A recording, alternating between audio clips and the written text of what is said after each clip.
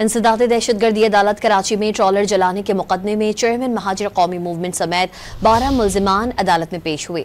अदालत ने कहा कि आफाक अहमद और दीगर पर जून के पहले हफ्ते में फर्द जुर्म आयद की जाएगी। मजीद जानते हैं डॉन न्यूज के नुमाइंदे शफी बलोच से। जी शफी बलोच।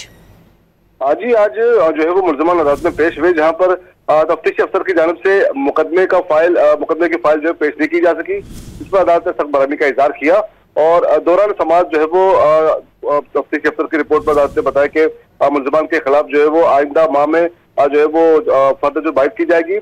और सगासा की जानिब से अदालत को बताया गया कि आफाक अहमद ने ऑडियो मैसेज के जरिए कारकुनों को उकसाने की कोशिश की और आफाक अहमद कीमा पर जो है वो कंटेनर को नजरापेश किया गया और कंटेनर से चीनी की बोरियां जो है वो चोरी भी हुई।